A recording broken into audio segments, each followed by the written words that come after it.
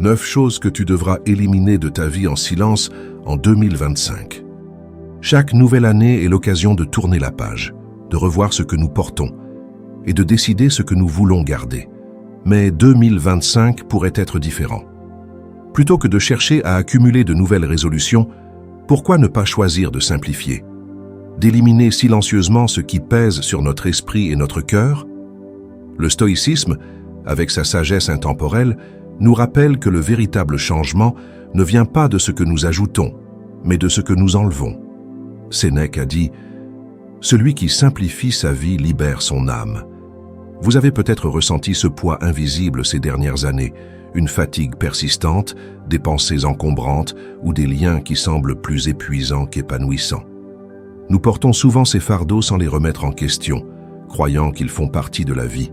Mais 2025 pourrait être l'année où vous déciderez d'alléger votre existence avec sagesse et intention. L'élimination ne consiste pas à fuir ou à abandonner. Il s'agit de reconnaître ce qui ne vous sert plus et de choisir de faire de la place pour ce qui nourrit vraiment votre bien-être. Ce processus, inspiré de la philosophie stoïcienne, ne nécessite ni bruit ni agitation. C'est un acte silencieux mais puissant, une décision intérieure qui vous recentre sur l'essentiel. Dans cette vidéo, nous allons explorer 9 choses que vous devriez discrètement éliminer de votre vie en 2025.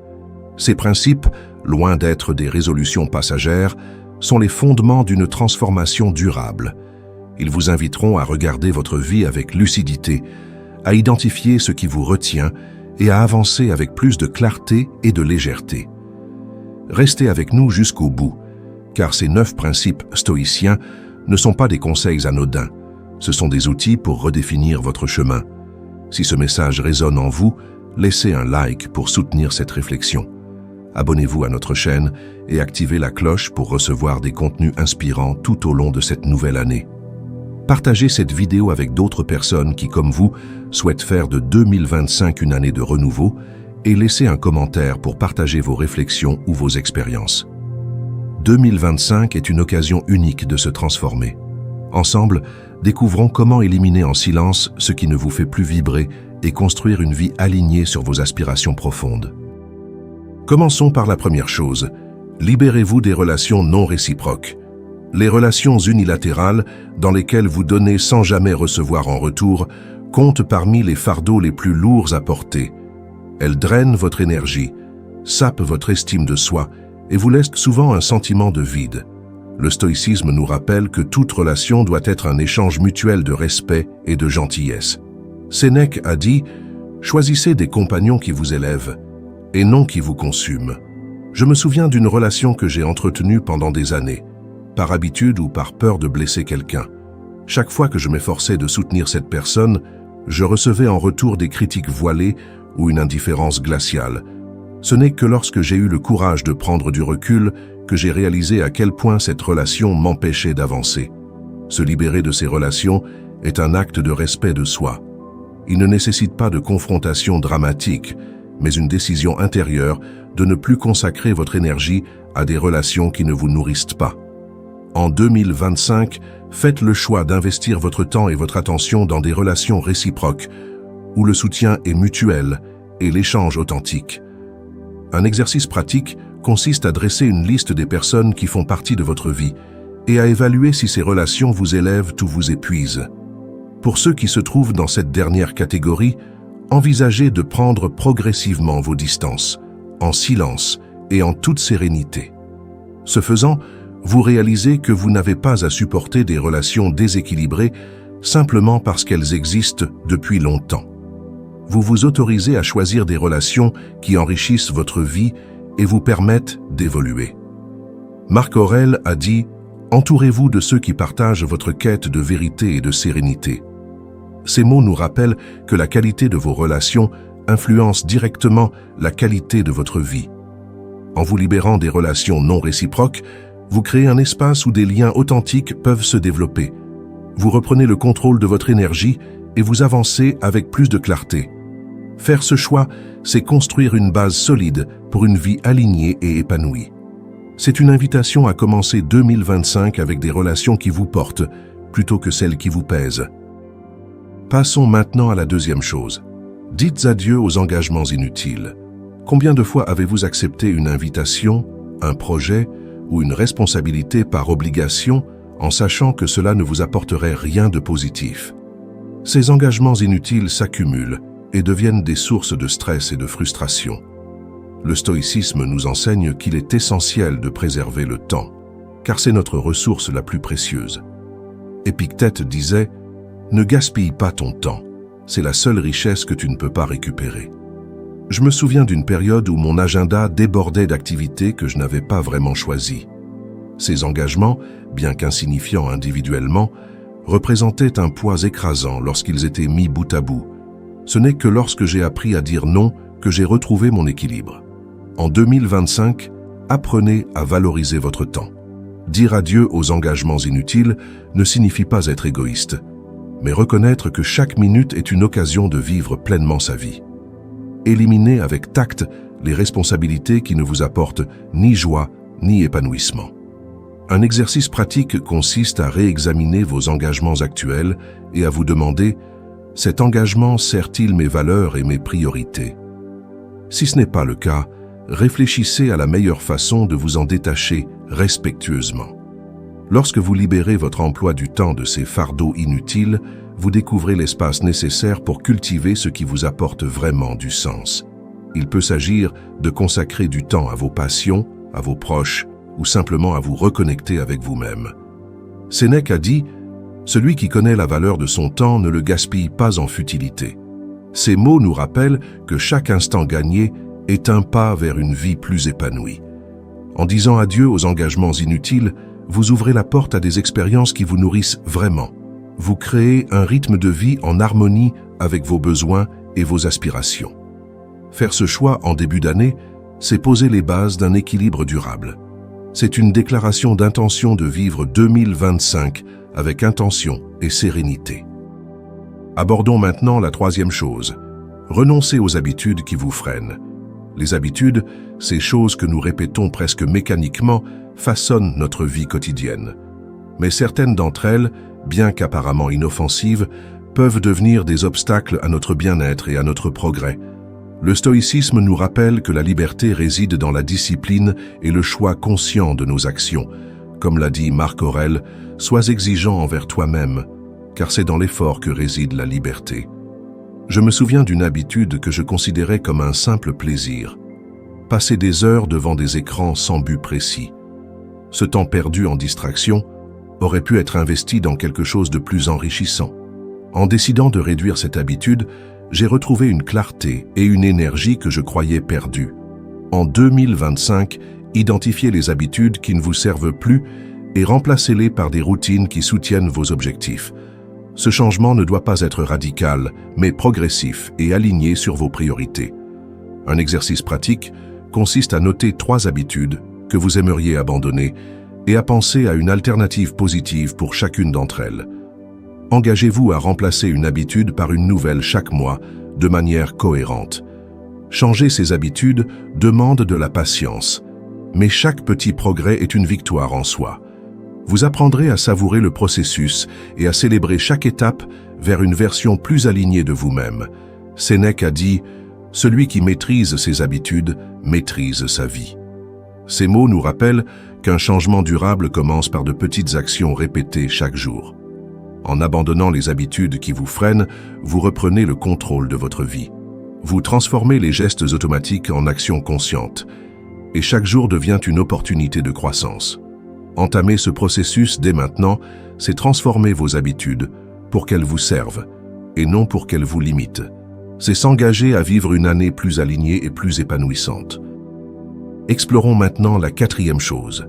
Libérez-vous de la peur du jugement. La peur du jugement est l'un des fardeaux les plus paralysants que nous portons.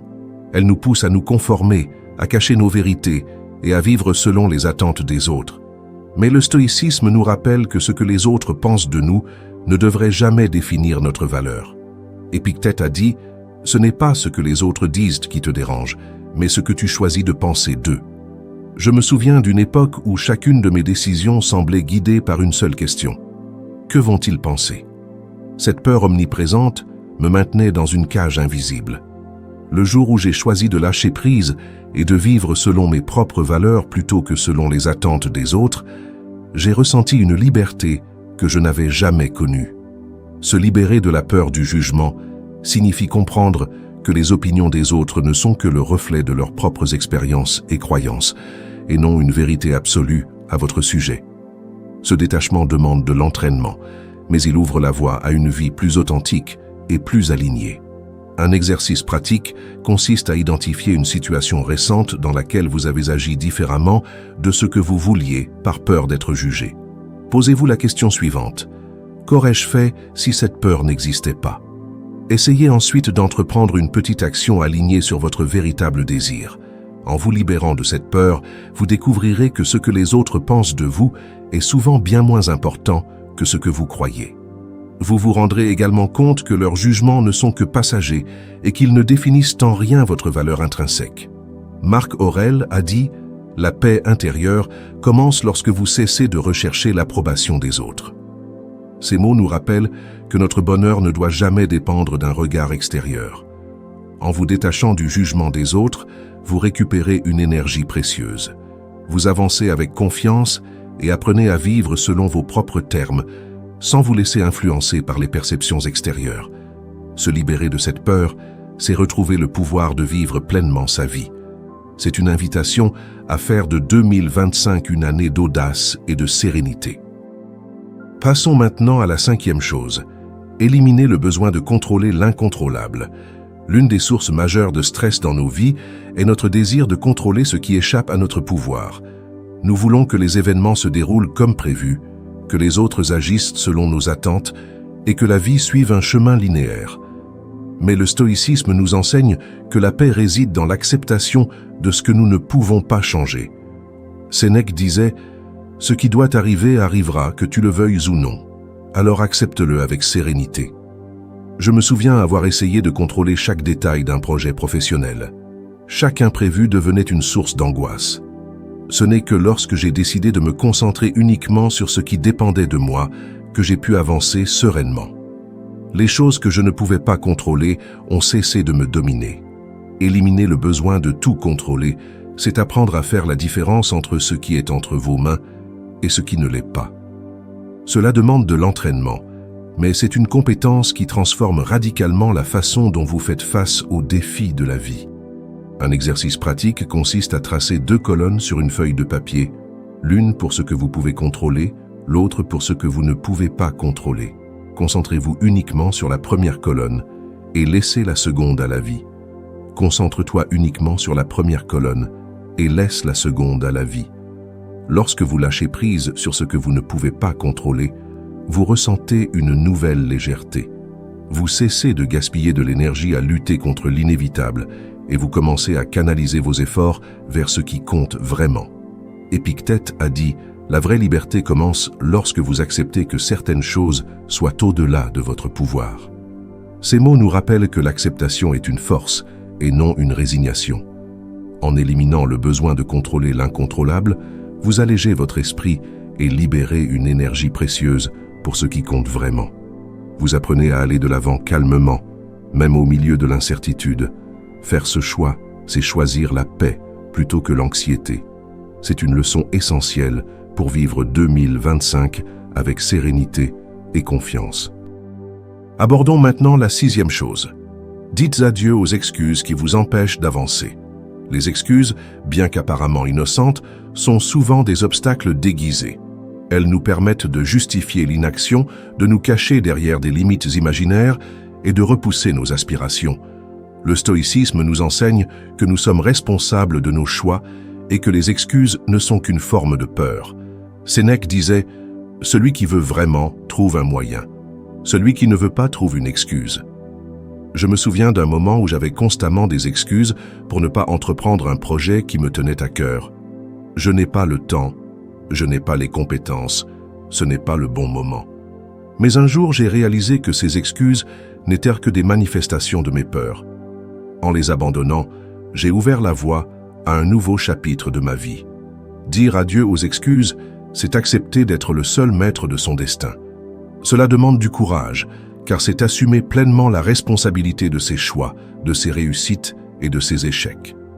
Un exercice pratique consiste à écrire une excuse que vous utilisez fréquemment pour justifier votre inaction. Posez-vous la question suivante. Est-ce une excuse ou une réalité? Réfléchissez ensuite à une petite action que vous pouvez entreprendre aujourd'hui pour la surmonter. Lorsque vous cessez de vous cacher derrière ces justifications, vous réalisez que chaque pas que vous faites, aussi petit soit-il, est un acte de pouvoir personnel. Chaque excuse que vous abandonnez devient un élément constitutif d'une vie plus alignée. Marc Aurèle a dit « Le temps d'agir, c'est maintenant. L'excuse est un mensonge que l'on se raconte à soi-même. » Ces mots nous rappellent que chaque instant est une occasion de progresser si l'on choisit d'arrêter de se limiter. En renonçant aux excuses, vous récupérez votre pouvoir personnel. Vous cessez de vous limiter et commencez à avancer avec détermination vers vos objectifs.